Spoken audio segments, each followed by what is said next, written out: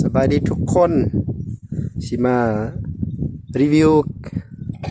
การขับรถแทรกเตอร์เนาะขับเสด็จเนาะเบิ่งเด้อ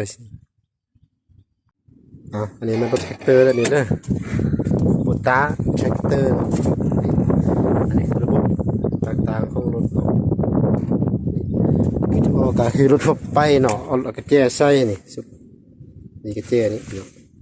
แต่ว่าก่อนสิกดกระเจี๊ยต้องกดเบิ่งก่อนเนาะกดเบิ่งว่า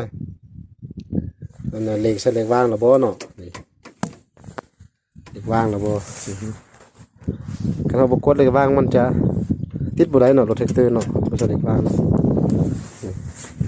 กดระบบไฮดรอลิกเอาขึ้นเอาซบขึ้นเอาตัวตัดหญ้าขึ้นเนาะอันนี้รถแท็กเตอร์ตัดหญ้านี่เด้อบัดนี้ปิดกระเจี๊ยเปิดกระเจี๊ยมันเด้อ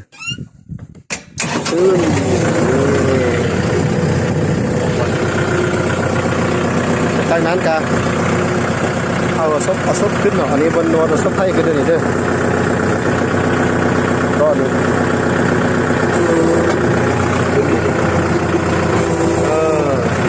นี่เนาะอันนี้เอาอันนี้ขึ้นเนาะเอาห้างขึ้นเนาะเอาห้างขึ้นนี้ตัวนี้เอาห้างขึ้นด้วยนี่เด้อครับผมเด้อ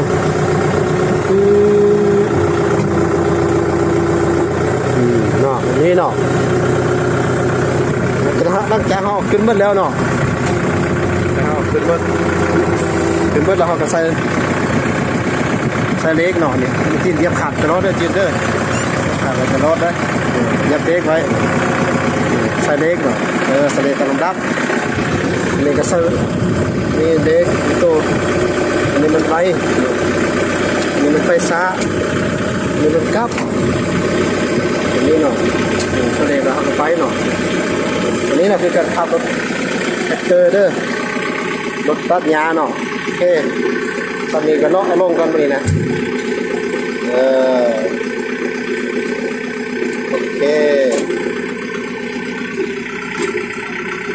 ขอบใจบ๊ายบาย